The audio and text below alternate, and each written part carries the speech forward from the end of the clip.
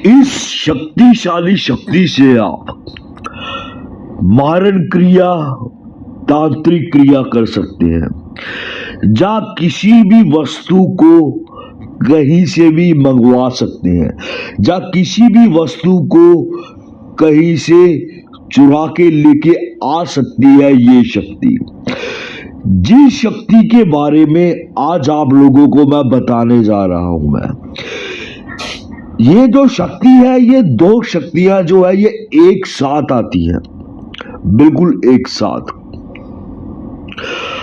पर एक चीज आप लोग इसके भीतर ध्यान से रखना भी, अगर इस साधना को अगर आप लोगों ने करना है तो किसी योग्य गुरु के ही सानिध्य में यह साधना को करना, वरना जो साधक होता है ना, वो छोटे बच्चों की तरह पागल भी हो जाता है और कई अवस्था के भीतर वो मृत्यु को भी प्राप्त हो जाता है।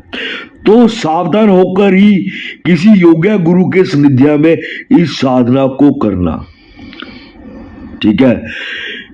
जो आज मैं आप लोगों को बताने जा रहा हूं ये दो कलुए की साधना है, ठीक है।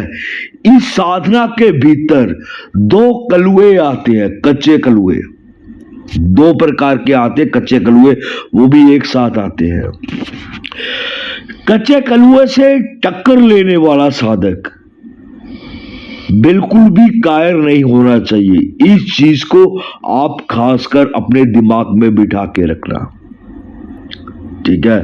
अगर आप इसकी साधना करना चाहते हैं ना, तो आप बिल्कुल भी कायर नहीं होने चाहिए और किसी योग्य गुरु के सानिध्य में या किसी योग्य गुरु से परामर्श करके, उनसे सलाह लेके, विचार करके इस साधना को करना। अन्यथा जैसे मैंने आपको बताया भी, आप पागल भी हो सकते हैं, छोटे बच्चों की तरह हरकतें भी कर सकते हैं, क्योंकि ये एक ऐसी शक्ति है जो आपका दिमाग का जो संतुलन होता है वो पूरे तरीके से बिगाड़ देगी। ये जय श्री महाकाल। दोस्तों, मेरे प्यारे सभी साधक और मेरे साधकों को प्रणाम। दोस्तों, अगर आपको मेरा चैनल अच्छा लगता है तो इसे लाइक करें, सब्सक्राइब करें और नीचे एक बेल का आइकन दिया गया है, उसको जरूर दबाएं, ताकि मैं जो भी नई से नई जानकारी लेके आऊं, कोई साधना लेके आऊं, कोई अनुभव लेके आऊं, वो सब आप लोगों तक पहुंच सके। आज मैं आप लोगों के लिए एक सबसे जबरदस्त साधना लेके आ रहा हूं, मैं कच्चे कलुए की साधना। ये दो कलुए आते हैं इसके भीतर, दो कच्चे कलुए। इस साधना को मैं खुद सिद्ध कर चुका हूं। मैंने कई बार अपने साधकों को इसके बारे में बताया भी हुआ है, जो मेरे साथ रहे हैं। कई साधकों ने इनको देखा भी हुआ है, बिल्कुल प्रत्यक्ष अपनी खुली आंखों से। एक साधक का अनुभव भी पड़ा होगा मेरे चैनल पे कच्चे कलुए का भी, कच्चा कलुआ जो होता है वो क्या होता है। इस बार ये दो कच्चे कलुए जो हैं, इनकी शक्ति को ट्रांसफर भी किया जाएगा, ठीक है। अब ट्रांसफर कैसे होगा वो भी आप लोगों को बताऊंगा मैं, ठीक है। और इसकी प्रक्रिया क्या होगी, इसकी साधना क्या होगी, वो भी सब बताऊंगा मैं, क्योंकि इस शक्ति को पूर्ण तरीके से ट्रांसफर भी किया जाएगा कच्चे कलुए को। जो इंसान साधना नहीं कर सकता, लेने का इच्छुक हो, वो ले सकता है। अब आपको मैं ये बताता हूं सबसे पहले भी, जो कच्चा कलुआ होता है वो होता क्या है, ठीक है। कच्चा कलुआ जो होता है, ठीक है, एक छोटे बच्चे की एक आत्मा होती है, जिसे हम कच्चा कलुए के नाम से जानते हैं। तांत्रिक जो होते हैं, ठीक है, जो तांत्रिक हो गए, अघोरी हो गए, वो इन्हें मसान भी कहते हैं। कच्चा कलुआ एक ऐसी ऊर्जा रूपी आत्मा है जो मुक्ति ना प्राप्त करने के कारण विधिवत मुक्ति संसार ना होने के कारण आसपास भटकती रहती है और कुछ तांत्रिक अपने काबू में करके इन्हें जगाकर कई बार सिद्धियां प्राप्त कर लेते हैं। कच्चा कलवा यानी मसान, कच्चा मसान जिनको बोला जाता है, ठीक है। जैसे हम लोगों ने सिद्धियां की है इनकी, ठीक है, सिद्धि करके अब हम किसी आगे किसी भी साधक को अगर देना चाहते हैं तो हम इसको आगे किसी भी साधक को ट्रांसफर कर सकते हैं। इस चीज को अगर आप सिद्ध कर सकते हैं इस चीज को, तो आप भी सिद्ध करने के बाद अगर आप इनसे कार्य लेना चाहते हैं कार्य ले सकते हैं। कार्य लेने के बाद अगर आप इसको किसी और को देना चाहते तो दे भी सकते हैं। जो छोटे बच्चे की जो भटकती हुई आत्माएं होती है ना, वो बेहद ही ज्यादा शक्तिशाली होती है, बेहद ही ज्यादा। अगर ये किसी दुश्मन के ऊपर छोड़ दी जाए ना, उसका पूरे का पूरा जो वंश होता है वो पूरे तरीके से ये खत्म कर देती है। ये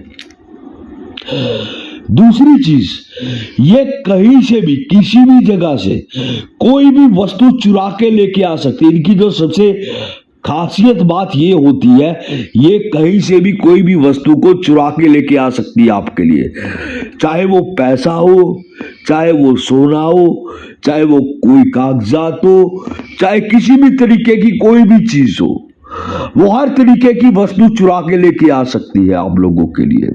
अगर आप किसी दुश्मन के ऊपर इसको छोड़ देंगे ना, तो ये उनके दुश्मन के वंश को पूरे के तरीके से ये खत्म कर सकती है। ये ऐसी ताकतवर शक्ति है। ये कच्चा कलवा ऐसी आत्मा है जिनका संस्कार विधिवत तरीके से ना किया गया हो, यानी अंतिम संस्कार, तब वह खुद ब खुद ऊर्जा का रूप ले लेती है। इनके पास खतरनाक शक्तियां होती हैं, यह बड़े से बड़े काम को अंजाम दे देती है। इनकी शक्तियां चरम पे होती हैं, इसलिए इनके ऊपर जो काबू करना होता है बहुत कठिन होता है, क्योंकि ये बहुत नटखट होते हैं। क्योंकि जब आप इनकी साधना पे बैठते हैं, ये आपको बहुत तरीके से परेशान करते हैं, आपके दिमाग का संतुलन पूरे तरीके से बिगाड़ देते हैं। ये पूरे तरीके से जो छोटे बच्चे की आत्मा होती है, जिनको कच्चा कलवा बोला जाता है, ये ऐसी आत्मा होती है जो मंदिर में भी जा सकती है।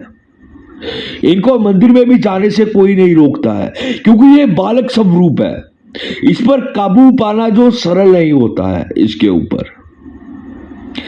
ये होता है कच्चा कलवा, जो आपको मैंने आज पूरे तरीके से बताया मैंने। अब बढ़ते हैं, इसकी जो साधना है वो आपको साधना किस तरीके से करनी है। ट्रांसफर का तो मैंने बता दिया आप लोगों को भी। जो कच्चे कलुए हैं, ठीक है, दो प्रकार के ये कच्चे कलुए होते हैं। जो मैं आप लोगों को साधना और ट्रांसफर के बारे में बताने जा रहा हूं, ये दो एक साथ ही होते हैं, एक साथ ट्रांसफर होते हैं ये, ठीक है, और एक साथ ही इनको सिद्ध किया जाता है। सिर्फ कच्चे कलुए को अब कई लोग बोल देते हैं जी कच्चा कलुए का मंत्र हमारे पास भी है, हम सिद्ध कर लेंगे, हम खड़ा कर देंगे। पर पहले आप लोगों को मैं एक चीज भली भांति समझा दूं। कच्चे कलुए को अगर खड़ा किया जाता है ना, तो उसको सुलाने का, उसको बिठाने का, शांत करने का भी मंत्र आना चाहिए। किसी एक मंत्र से कार्य नहीं होता है। अगर आप उसको उठा के उसको सुला नहीं पाए ना, तो ये आपकी जिंदगी की ही बाट लगा देगा ये। क्योंकि कोई भी शक्ति को अगर उठाया जाता है तो उसको बिठाना भी जरूरी होता है। अब आगे बढ़ते हैं इसकी साधना को। साधना करनी किस तरीके से है। इसकी जो साधना है, इसकी साधना अमावस्या के ऊपर शुरू होती है। जा किसी भी शनिवार के दिन आपको एक वस्त्र चाहिए सफेद रंग का, एक मांस का टुकड़ा चाहिए। एक चीज आप लोगों को मैं ज्ञान दे दूं, पहले वीडियो के भीतर कुछ चीजें, कुछ बातें गुप्त रखी जा रही हैं, ठीक है। जो साधना की विधि है वो पूर्ण रूप से मैं नहीं दे रहा हूं, मैं अधूरी दे रहा हूं विधि। मंत्र आप लोगों को जरूर दे दिया जाएगा इस वीडियो के भीतर, पर साधना का जो विधि विधान है वो पूर्ण नहीं दिया जाएगा, वो अधूरा होगा। ताकि कोई बिना सोचे समझे इसका इस्तेमाल ना करे। क्योंकि मैंने जैसे पहले बता दिया आप लोगों को भी, अगर आप बिना सोचे समझे, बिना किसी गुरु से परामर्श करके इस साधना को करते हैं तो आपको अपनी जिंदगी से हाथ भी धोने पड़ते हैं। कच्चा कलुआ कोई छोटी मोटी चीज नहीं होती है। अब आगे बढ़ते हैं। इसके लिए आपको चाहिए सफेद कपड़ा, चाहिए 1.25 मीटर, एक बकरे की कलेजी चाहिए आपको किसी बाहर एकांत स्थान के भीतर जाना है, ठीक है। जाकर आपको क्या करना है, वहां पर एक दीपक जगा देना है, ठीक है। दीपक जगा के सबसे पहले आपने उस कलेजी को उसके ऊपर भूंजना है, थोड़ा सा भूंज के आपको फिर साइड पे रख देना है। आपको कलेजी को रखने के बाद आपको 2 अगरबत्ती जगानी है, इतर रखना है, मिठाई रखनी है, बर्फी रखनी है, पेड़ा रखना है, शराब की बोतल रखनी है। आपको ये सामग्री आपको रखनी है, ठीक है। इसके भीतर कुछ 2-3 सामग्रियां हैं जो गुप्त है, वो नहीं बताई जा रही है। अब इसके भीतर करना क्या है, इसके भीतर आपको 1100 मर्तबा मंत्र जप करना है। ये 10 दिन की क्रिया, 10 से 11 दिन की, ठीक है। 1100 मंत्र जप करके आपको अपने घर वापस लौट आना है, ठीक है। पर आपको पीछे मुड़कर बिल्कुल भी नहीं देखना है। इस चीज का आपको खासकर ख्याल रखना पड़ेगा।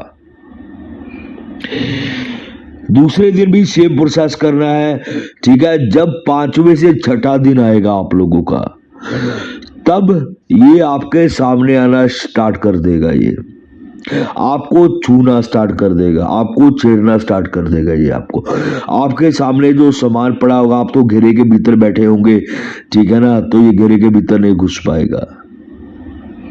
ये कोई ना कोई वस्तु आपके ऊपर फेंकता जाएगा, पर आपको अपना बॉडी का कवच भी लगाना है, ठीक है ना।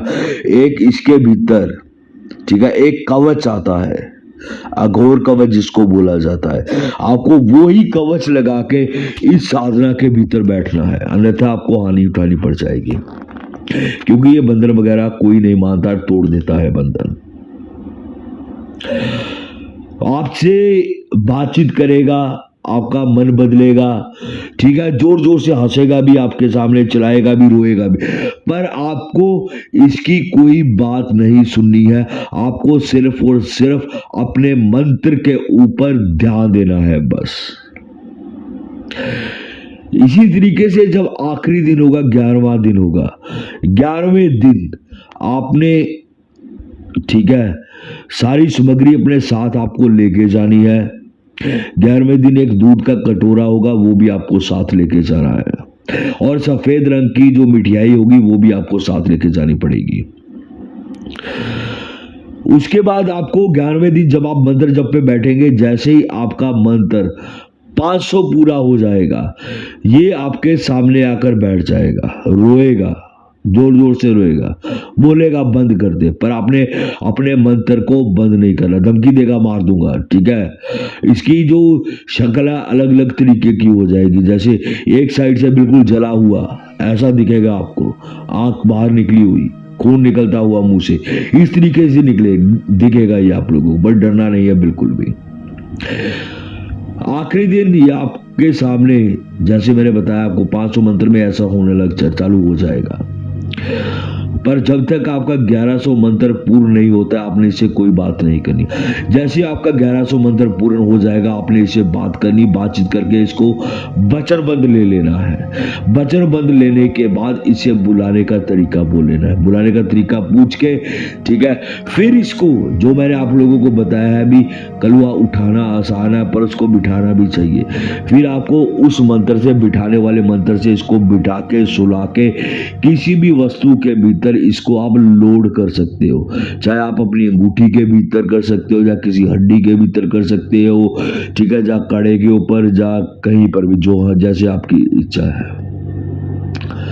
यह है इसकी साधना, करके देखिए, 1001% ये सिद्ध होगी। जय श्री महाकाल।